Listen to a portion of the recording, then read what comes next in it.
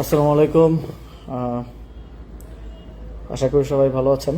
আজকে আবার একটু ইনস্ট্যান্ট লাইভে আসতে হলো।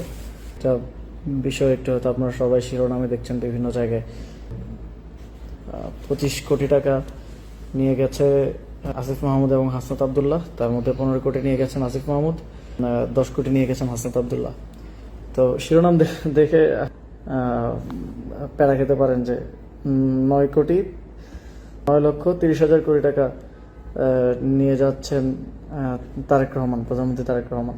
যে আগামীতে আমরা শুনছি যে বাজেট ধরা হবে, তো বাজেটটা আসবে 9,30,000 কোটি টাকা। তো এটা তো বরাদ্দ সরকার, যে সরকার এক বছরে এই বাজেট তারা খরচ করবে, এই নির্দিষ্ট কিছু খাতে তারা খরচ করবে। সেটা যদি এখন আমি বলি যে 9,30,000 কোটি টাকা নিয়ে যাচ্ছেন তারেক রহমান, যে তারেক রহমান পকেটে করে নিয়ে যাচ্ছেন, তাহলে এটা যেমন হাস্যকর এবং মানহানিকর শোনাবে, ঠিক একই রকম একটা স্টেটমেন্ট আজকে কুমিল্লা জেলা পরিষদের প্রশাসকের পক্ষ থেকে এসছে। আমি জানি না বিএনপি সব মূর্খ লোকজনকে কোথা থেকে ধরে নিয়ে আসে, যাদের বিন্দুমাত্র অ্যাডমিনিস্ট্রেশন নিয়ে ধারণা নেই, যাদের না আছে কোনো পড়াশোনা, প্রাতিষ্ঠানিক পড়াশোনা, যাদের না আছে কোনো ধরনের প্রাতিষ্ঠানিক বোঝাপড়া, বা জীবনে কখনো আপনারা তো দেখতে পেয়ে প্রশাসক কারা হয়েছে, সিটি কর্পোরেশনের প্রশাসক কারা হয়েছে যারা নির্বাচনে পরাজিত হয়েছে কিংবা নমিনেশন বঞ্চিত ছিল, যাদেরকে আপনি এমপি, জনগণ এমপি হিসেবে নির্বাচিত করে নাই, জনগণ রিজেক্ট করেছে, যাদেরকে দল এমপি হিসেবে মনোনয়ন দেওয়ার জন্য যোগ্য মনে করে নাই, তাদেরকে জেলা পরিষদের প্রশাসক করা হয়েছে। এবং এই ধরনের লোকেরা এই ধরনের উল্টাপাল্টা কথাবার্তা এখন বলে বেড়াচ্ছে। এটা আমি একটু পরিষ্কার করা দরকার যে আসলে ঘটনাটা কি।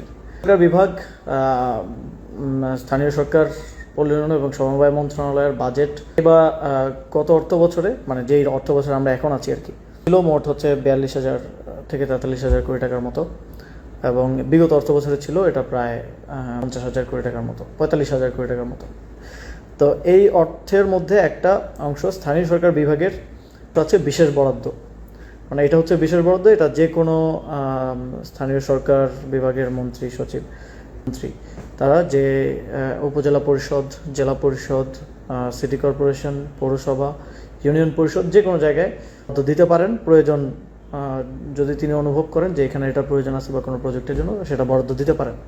এর বাইরে তো সাধারণ বরাদ্দ আছেই। সাধারণ বরাদ্দটা সাধারণত প্রপোর্শনেটলি হচ্ছে ঠিক হয়ে থাকে। যেমন সাপোজ কুমিল্লা একটা জেলা, ফেনী একটা জেলা, কিন্তু কুমিল্লা জেলাতে উপজেলার পরিমাণ ফেনীর থেকে অনেক বেশি। একটা উপজেলা আছে, জনসংখ্যা কত, ভোটার সংখ্যা কত, সেটা বিবেচনায় যদি 10 কোটি টাকা থাকে তাহলে 7 কোটি টাকা কুমিল্লা, 3 কোটি টাকা ফেনীতে আসবে। এভাবে হচ্ছে সাধারণ বরাদ্দটা প্রপোর্শনেট রেশিও অনুযায়ী হচ্ছে বিভক্ত করা হয়। এবং এই সাধারণ বরাদ্দটা বরাদ্দের 5টা খাত টোটাল, মধ্যে একটা হচ্ছে জেলা পরিষদ, একটা পৌরসভা, একটা উপজেলা পরিষদ, একটা ইউনিয়ন পরিষদ, একটা হচ্ছে আমাদের সিটি কর্পোরেশন। তো এই 5 খাতে হচ্ছে চলে যায় আর কি। হচ্ছে সাধারণ বরাদ্দ। এটা প্রতি বছরই নির্দিষ্ট বরাদ্দ থাকে, আরে 4টা ধাপে আর কি, 3 মাস করে 4 বারে 4 কোয়ার্টারে এই টাকাটা অবমুক্ত করা হয়। পরবর্তী জেলা পরিষদের যিনি প্রশাসক থাকেন, অন্তর্বর্তী সরকারের সময় ছিলেন ডিসি পদাধিকার বলে, এখন তো প্রশাসক বিএনপি নিয়োগ দিয়েছে। অন্য সময় নির্বাচিত জেলা পরিষদ চেয়ারম্যান থাকেন। তার সভাপতিত্বে একটা কমিটি আসলে নির্ধারণ করে যে খরচটা কিভাবে করা হবে, এই যে বরাদ্দটা আসলো এটা কিভাবে খরচ করা হবে, এটা তারা বসে নির্ধারণ করেন। এবং তারা সেটা পরবর্তীতে চূড়ান্ত প্রশাসনিক অনুমোদনের জন্য আবার মন্ত্রণালয়ে পাঠান, মন্ত্রণালয় সেটা অনুমোদন দেয়। তো এই ক্ষেত্রে যেটা উনি বলছেন, প্রথমত উনি একেবারেই কাঁচা একটা মিথ্যা কথা বলেছেন, সেটা রাজস্ব খাত থেকে কারো কোনো কারো এলাকায় কোনো ধরনের বরাদ্দ নিয়ে যাওয়ার কারো কোনো সুযোগ নেই। রাজস্ব খাতের একটা বছরের শুরুতেই জেলা পরিষদ ঠিক করে নেয় সে কোথায় কতটুকু খরচ করবে, এবং কিছুটা হয়তো বাজেট থাকে জেলা পরিষদের যিনি চেয়ারম্যান থাকেন বা প্রশাসক আছেন এখন, তার সে ইচ্ছা মতো সে কোথায় খরচ করবে সেটার জন্য হয়তো কিছুটা থাকে, সেখান থেকে নেওয়ার কোনো সুযোগ নেই। এটা না রাজস্ব খাত না, এটা মূলত এডিপির যে বিশেষ বরাদ্দ থাকে সেই বিশেষ বরাদ্দের কথা উনি বলেছেন। তো উনি এটাকে রাজস্ব খাতের সাথে গুলিয়ে ফেলেছেন। এবং এই বিশেষ বরাদ্দটা দেয়া হয়েছে, এই বিশেষ বরাদ্দটা প্রায় 5টা খাতে। আমার যতদূর নলেজ আছে যে 1,25 কোটি অথবা 100 কোটি, 100 কোটি থেকে 125 কোটি খাত ভেদে ভিন্ন হয়। এটা এই জেলা পরিষদ, উপজেলা পরিষদ, পৌরসভা, ইউনিয়ন পরিষদ এবং সিটি কর্পোরেশনের জন্য বরাদ্দ দেওয়ার এখতিয়ারটা মন্ত্রী অথবা প্রতিমন্ত্রী অথবা হচ্ছে উপদেষ্টা যেই থাকেন দায়িত্বে তার হাতে থাকে, সেটা বরাদ্দ দিতে পারে। এবং আমি যখন দায়িত্বে ছিলাম স্বাভাবিকভাবেই আমি সারা দেশেই এই বরাদ্দটা সাধারণত অন রিকোয়েস্ট দেওয়া হয়। এটার প্র্যাকটিস হচ্ছে অন রিকোয়েস্ট। তারপর হচ্ছে অ্যাপ্লিকেশন আসে, অনেক সময় আপনারা অনেক অ্যাপ্লিকেশন করেন যে আমাদের বাড়ির পাশে বা গ্রামে এই রাস্তাটা করাটা খুব প্রয়োজন, মানে জনগুরুত্বপূর্ণ বিবেচনায় ওই অ্যাপ্লিকেশনটা উপজেলা পরিষদে আপনারা দিয়ে থাকেন, মাঝে মধ্যে ইউনিয়ন পরিষদে দিয়ে থাকেন। সেখানে ইউনিয়ন পরিষদের চেয়ারম্যানের স্বাক্ষর কিংবা উপজেলা পরিষদের যে উপজেলা চেয়ারম্যান থাকেন কিংবা উপজেলা চেয়ারম্যানের অনুপস্থিতিতে প্রশাসক থাকেন, তাদের স্বাক্ষরে এটা হচ্ছে মন্ত্রণালয়ের কাছে আসে। তো মন্ত্রণালয় এই অ্যাপ্লিকেশনগুলো একসাথে আর্কাইভ করে, একসাথে এটা তালিকা করা থাকে এবং ওই আর্কাইভটা থেকে উপদেষ্টা বা মন্ত্রী ওই অ্যাপ্লিকেশনের ভিত্তিতে হচ্ছে বরাদ্দ দিয়ে থাকেন। আবার অনেক ক্ষেত্রে সাপোজ যে বরাদ্দ দেওয়া হচ্ছে এক জেলা থেকে বা এক উপজেলা থেকে কোনো অ্যাপ্লিকেশনই আসলো না, তো সেটাকে বরাদ্দ দেওয়া হবে না, সেখানেও একটা বরাদ্দ দিয়ে দেওয়া হয় যে 50 লাখ টাকা এই উপজেলায় বা এই জেলায় 5 কোটি টাকা। তো সেটা বরাদ্দ দেওয়ার মানেই শেষ না, এটা বরাদ্দ দেওয়ার পরেও ওই উপজেলা বা জেলা পরিষদের যিনি প্রশাসক বা চেয়ারম্যান আছেন তার নেতৃত্বে একটা কমিটি থাকে, ওই কমিটি বসে ঠিক করে, বা তাদের কাছেও তো অনেক অ্যাপ্লিকেশন জমা থাকে, ওই কমিটি বসে ঠিক করে যে এই টাকাটা বিশেষ বরাদ্দ এসেছে, এই টাকাটা কোন কোন খাতে এবার খরচ করা হবে।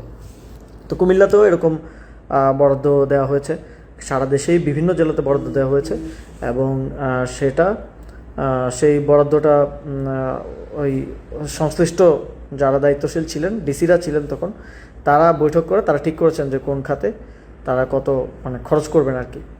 তো আমি একটা এক্সাম্পল হিসাবে একটা গভর্নমেন্ট অর্ডার আমি একটু দেখালে এটা একটু ক্লিয়ার হবে যে আসলে এই খরচের বিষয়টা কীভাবে কী হলো। এটা হচ্ছে ফেব্রুয়ারি 2025 মাসে অনুষ্ঠিত কুমিল্লা জেলা পরিষদের মাসিক সভার বিবরণী। সাধারণত যে খরচটা করা হয় সেটা হচ্ছে এই যে মাসিক সভাগুলোতে সিদ্ধান্ত নেওয়া হয়, আর মাসিক সভার জেলা পরিষদের মাসিক সভার সভাপতিত্ব করেন অন্তর্বর্তী সরকারের সময় ডিসিরা যেহেতু প্রশাসক ছিলেন তারা করেছেন। সাধারণত জেলা পরিষদের চেয়ারম্যান করেন, এখন যেহেতু প্রশাসক আছেন এখন প্রশাসক করেন। প্রতি মাসেই এই মাসিক সভা হয়। তো এই একটা মাসিক সভার কার্যবিবরণী আমি একটু দেখাবো। এটা হচ্ছে ফেব্রুয়ারি 2025 মাসে অনুষ্ঠিত কুমিল্লা জেলা পরিষদের মাসিক সভার কার্যবিবরণী এবং এখানে ডিটেলস আছে যে উপস্থিতির তালিকা কারা কারা ছিলেন, আলোচ্যসূচি কী ছিল। আলোচ্যসূচিতে ছিল চলমান উন্নয়ন প্রকল্প বাস্তবায়ন অগ্রগতি পর্যালোচনা সংক্রান্ত বিষয়ে আলোচনা ও সিদ্ধান্ত। ওই যে ছোটো ছোটো কাজ থাকে উন্নয়ন প্রকল্প, সেগুলোর বাস্তবায়ন। তো এই যে 2024-25 অর্থ বছরের রাজস্ব তহবিলের আওতায় প্রকল্প বাছাই গ্রহণ সংক্রান্ত বিষয়ে আলোচনা ও সিদ্ধান্ত, মানে রাজস্ব তহবিলের আওতায় কি কি প্রকল্প তারা নেবেন এটা নিয়ে বাছাই, এটাও ছিল একটা এই মিটিংয়ের এজেন্ডা।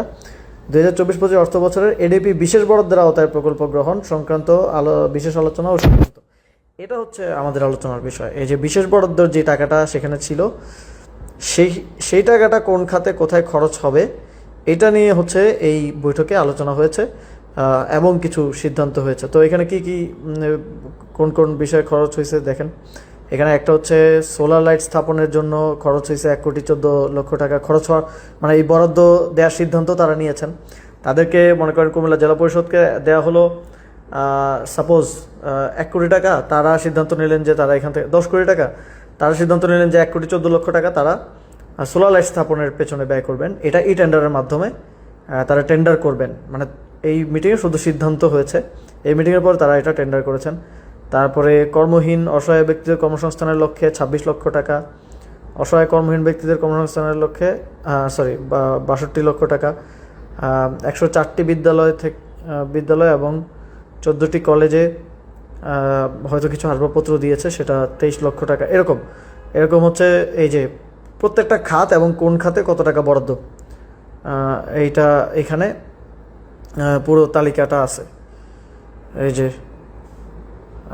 যে এখানে দেবিদ্বার পৌরসভার আছে, কুমিল্লা সদর ইউনিয়নের আছে, এখানে আরও বিভিন্ন ওই জায়গার আছে। এখানে এই যে সিটি কর্পোরেশনেও কোন খাতে কত খরচ হচ্ছে সেটা আছে। এই যে সিটি কর্পোরেশনের বিভিন্ন মসজিদে বরাদ্দ, তারা এখানে বসে সিদ্ধান্ত নিয়েছেন যে তারা এই অর্থের একটা অংশ বিভিন্ন মসজিদে বরাদ্দ দিবেন। এই যে মদিনা মসজিদ কুমিল্লা 8 নং ওয়ার্ড সিটি কর্পোরেশন 5 লক্ষ টাকা, এবং মসজিদে যে বরাদ্দটা যাচ্ছে সেটাও কিন্তু এই টেন্ডারিং প্রক্রিয়ার মধ্য দিয়ে এটা সম্পূর্ণ পিপিআর অনুযায়ী ব্যয় করতে হবে। এই টাকা আপনি কাউকে ক্যাশ হাতে দিতে পারবেন না।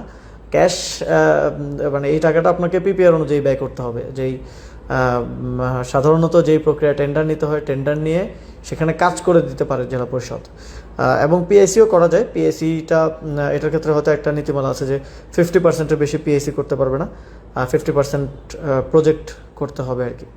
তো এটা হচ্ছে এই যে কুমিল্লা আদর্শ সদরের বিভিন্ন মসজিদে বরাদ্দ, এই যে অধিকাংশই এখানে মসজিদে বরাদ্দ। তো এটা হচ্ছে একটা পেপার। তো এরকম আমার কাছে অনেকগুলো আছে, এই যে এখানে অনেকগুলোই আছে, প্রায় যে কুমিল্লাতে যা যা গেছে প্রায় অলমোস্ট, কুমিল্লার বাইরে হয়তো কয়েকটা থাকতে পারে। এই যে এটা হচ্ছে জুন মাসের কোথায় কোথায় কী খরচ করবে। এই যে 24 জুন 2025 খ্রিস্টাব্দ তারিখে অনুষ্ঠিত জেলা পরিষদের মাসিক সভায় খাতভিত্তিক গৃহীত প্রকল্প তালিকা। আমি আপনাদেরকে ফেব্রুয়ারি মাসেরটা দেখালাম, আবার জুন মাসেরটা দেখাচ্ছি। এই যে জুন মাসে কোথায় কোথায় খরচ হয়েছে দেখেন। একটা মসজিদ সংস্কারের দাউদকান্দিতে 2 লাখ টাকা বরাদ্দ, 1.5 লাখ টাকা বরাদ্দ, এবং এই যে ই টেন্ডারের মাধ্যমে কিছু খরচ হয়েছে প্রকল্প কমিটির মাধ্যমে। এই যে এখানে নাঙ্গলকোট আছে, 14 গ্রাম আছে, হোমনা আছে, সদর দক্ষিণ উপজেলা আছে, বুড়িচং আছে, তিতাস সিটি কর্পোরেশন, এই সব কিছু মিলে 40 লক্ষ টাকা। এই যে এখানে আবার নাঙ্গলকোটের কিছু আছে, তারপরে বরুড়া আদর্শ সদর। আমি যেহেতু কুমিল্লা নিয়ে আলোচনা হচ্ছে সেজন্য কুমিল্লারগুলো দেখাচ্ছি। এর বাইরে সারা দেশেরই আছে, মানে সারা দেশেই ঠিক একই প্রক্রিয়ায় আসলে সিদ্ধান্তগুলো হয়। যিনি জেলা পরিষদের দায়িত্বশীল থাকেন তার নেতৃত্বে একটা প্রতি মাসে মাসিক সভা হয়, এবং মাসিক সভায় সিদ্ধান্ত হয় যে বিশেষ বরাদ্দ কিংবা রাজস্ব খাতের বরাদ্দ কোন খাতে খরচ হবে। তো এটা ইন্টারেস্টিংলি তিনি বলছেন যে আসিফ মাহমুদ এবং হাসান আবদুল্লাহ নিয়ে গেছেন। তো এই জন্য আমি ক্যাপশন দিলাম যে এই মাননীয় প্রধানমন্ত্রী তারেক রহমান মানে নিয়ে যাচ্ছেন। আসলে তিনি তো নিয়ে যাচ্ছেন না, তিনি মানে সরকার বাজেট প্রণয়ন করছে। এখন বাজেট প্রণয়ন করে যদি বলা হয় যে নিয়ে যাচ্ছেন, তো এটা খুবই ইন্টারেস্টিং যে বিএনপির একজন জেলা পরিষদের চেয়ারম্যান, প্রশাসকের মতো জায়গায় একটা লোককে বসিয়েছে, তিনি আসলে নিয়ে যাওয়া এবং বরাদ্দ দেওয়ার মধ্যে পার্থক্যটা বোঝেন না। এবং এটার প্রক্রিয়া খরচের মানে কথাটা সাউন্ড লাইক যে আসিফ মাহমুদ 15 কোটি টাকা পকেটে করে নিয়ে গেছে আর হাসান আবদুল্লাহ 10 কোটি টাকা পকেটে করে নিয়ে গেছে। তাহলে এটা আমরা তো এভাবেই বলা উচিত, মানে তারা যেমন বলছে যে তাহলে 9,30,000 কোটি টাকা বিএনপি পকেটে করে নিয়ে যাচ্ছে।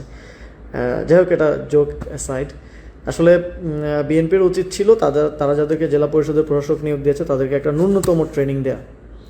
মানে এটা আমার দেশের এসএসসি পাস কাউকেও যদি এরকম একটা দায়িত্ব দেওয়া হয়, তিনিও এতটুকু সহজ বিষয় বুঝবেন রাজস্ব খাত কোনটা বিশেষ বরাদ্দ খাত, এবং এটা খরচ কিভাবে হয়েছে, খরচের প্রসেস কি, এবং এই খরচের পুরো প্রসেসের সাথে আমি উপদেষ্টা থাকা অবস্থায় আমার সংশ্লিষ্টতার কোনো সুযোগ নেই, হাসান আবদুল্লাহ সংশ্লিষ্টতার কোনো সুযোগ নেই। এটা জেলা পরিষদ সিদ্ধান্ত নিয়েছে। জেলা পরিষদের মাসিক সভায় সিদ্ধান্ত হয়েছে, ডিসির সভাপতিত্বে এটা সিদ্ধান্ত হয়েছে। এখানে জেলা পরিষদের যারা অন্যান্য সদস্যরা আছেন তাদের অংশগ্রহণের সিদ্ধান্ত হয়েছে, এবং এটা খরচটাও হয়েছে প্রজেক্টের মাধ্যমে, প্রকল্পের মাধ্যমে। যে এখানে আপনারা দেখেছেন ই টেন্ডারের মাধ্যমে এই খরচটা নির্ধারণ, মানে খরচটা বাস্তবায়ন করা হয়েছে। যে একটা সাপোজ ওনাদের কাছে অ্যাপ্লিকেশন আছে যে একটা মসজিদে অজুখানা প্রয়োজন, অজুখানার জন্য গ্রামবাসী বা এলাকাবাসী অ্যাপ্লিকেশন করেছে। তো তারা মিটিংয়ে বসে সিদ্ধান্ত নিল যে ওকে, এখানে অজুখানা করে দেওয়ার জন্য আমরা একটা 3 লক্ষ টাকার একটা টেন্ডার করব। তো ওইটা এই টেন্ডারের মাধ্যমে সেই মসজিদে খরচ হয়েছে। এটাকে জেলা প্রশাসক বলছেন যে হাসান আবদুল্লাহ নিয়ে গেছেন, আসিফ মাহমুদ নিয়ে গেছেন। তো আমি বিএনপির প্রতি, আমাদের প্রধানমন্ত্রী তারেক রহমানের প্রতিও আহ্বান জানাবো, আপনারা এদেরকে একটু শিক্ষা দীক্ষা দেন, একটু লার্নিং আমার মনে হয় প্রয়োজন, বিন্দুমাত্র একদম ন্যূনতম লার্নিং প্রয়োজন। কোনটা রাজস্ব খাত, কোনটা বিশেষ বরাদ্দ, এতটুকু যদি না বোঝে তাহলে এসব লোক দিয়ে আপনারা কি দেশ চালাবেন, কি জেলা চালাবেন, কি মানে এটা জাতি হিসেবে আমাদের জন্য অত্যন্ত লজ্জাজনক যে এরকম লোকেরা হচ্ছে এরকম গুরুত্বপূর্ণ জায়গায় তারা বসে আছে, তারা দায়িত্ব পালন করছে, এবং আমাদেরকে মানে এটা দেখতে হচ্ছে। এবং এটা এক ধরনের হ্যারাসমেন্টের মতো হলো, এক ধরনের মানহানি করা হলো হাসান আবদুল্লাহর এবং আমার এই ধরনের বক্তব্য দেওয়ার মাধ্যমে। কারণ আজকে আমি লাইভটা করতেছি, জানি না কতজন মানুষ দেখছে। তার বক্তব্যটা কিন্তু নিউজের মাধ্যমে প্রথম আলো নিউজ করেছে, অলমোস্ট সবগুলা পত্রিকায় এবং মিডিয়ায় নিউজ করেছে। তার বক্তব্যটা কিন্তু লাখ লাখ মানুষের, যিনি এই কুমিল্লা জেলা পরিষদের প্রশাসক যিনি এই বক্তব্যটা দিয়েছেন তিনি এটা ক্লিয়ার করবেন, এবং তিনি যদি না করেন তাহলে আসলে এটা আমাদেরকে মানহানির জন্য কোনো লিগ্যাল ব্যবস্থার দিকে আসলে যেতে হবে। কারণ মানে অনেক এনাফ ইজ এনাফ, মানে প্রতিদিন এই ধরনের বক্তব্য, প্রতিদিন এই ধরনের বিষয় নিয়ে কথা বলতে হয়, মানে এটা অত্যন্ত লজ্জাজনক। জাস্ট বিকজ অফ তাদের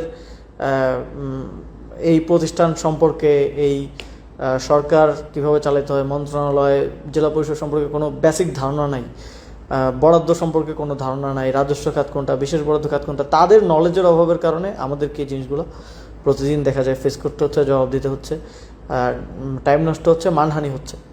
তো আমি আহ্বান জানাবো যে জেলা পরিষদের যিনি প্রশাসক আছেন আপনি এই বক্তব্যটা স্পষ্ট করবেন। যদি না করেন তাহলে আমাদেরকে আইনি ব্যবস্থার দিকে যেতে হবে। আর বাংলাদেশের নাগরিকদের প্রতিও আমার আহ্বান থাকবে যে একটু আপনারা অবশ্যই সচেতন, তবে এই ধরনের কিছু আসলে প্রথমে এটা শেয়ার দেওয়া বা ছড়িয়ে দেওয়ার থেকে আগে একটু ক্রস চেক করা যে এই কথাটা কীভাবে বলছে বা হাউ থিংস ওয়ার্ক।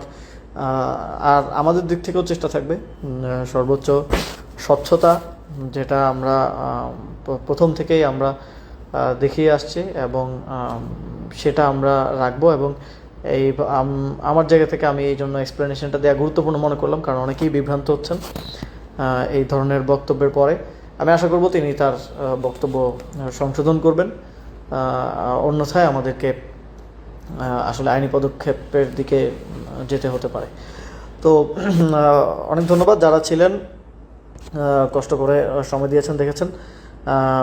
একটা রিকোয়েস্ট থাকবে যে আসলে অনেকের কাছেই পৌঁছে দেওয়া হয়েছে এই মেসেজটা, যে বা এই নিউজটা অনেকের কাছেই পৌঁছে গেছে, যেহেতু অনেক জায়গায় নিউজ হয়েছে, কিন্তু আমার এই এক্সপ্লেনেশনটা পৌঁছে দেওয়ার ক্ষেত্রে আপনারা একটু মানে সহযোগিতা করবেন, যারা দেখেছেন একটু যদি সম্ভব হয় শেয়ার করার চেষ্টা করবেন।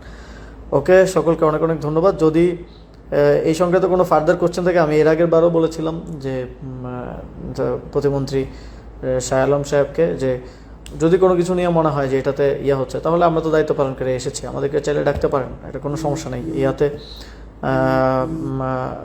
আমেরিকাতে এখনও নির্বাচনের পরে নতুন প্রেসিডেন্ট দায়িত্ব নেওয়ার পরে তিনি আগের প্রেসিডেন্টের সাথে বসেন, এটা একটা কন্টিনিউয়েশনের ব্যাপার আছে, যে আগের অ্যাডমিনিস্ট্রেশন কীভাবে কাজ করছে সেটা বোঝারও একটা ব্যাপার আছে। তো এটা আপনারা বসতে পারেন আমাদের সাথে, কোনো ব্যাপারে আরও অধিকতর স্পষ্টতা প্রয়োজন হলে বা কিছু বুঝতে না পারলে, বা যদি মনে হয় যে এটা আমি ভুল করছি বা ভুল হয়ে থাকতে পারে, তাহলে এটা উই হ্যাভ এ এক্সপ্লেনেশন, বা ওই সময় যারা অ্যাডমিনিস্ট্রেশনের দায়িত্ব পালন করেছেন তাদের কাছেও এক্সপ্লেনেশন আছে, আপনারা বসতে পারেন। জাস্ট উল্টোপাল্টা বক্তব্য না দিয়ে আপনারা, যেমন মোস্তাক সাহেব তিনি জেলা প্রশাসক যিনি এই মন্তব্য করলেন, তিনি চাইলেই যোগাযোগ করতে পারতেন, বা তিনি আমি জানি না, তিনি একেবারেই বেসিক একটা জায়গায় ভুল করেছেন, রাজস্ব খাত এবং বিশেষ বরাদ্দ খাতকে গুলিয়ে ফেলেছেন।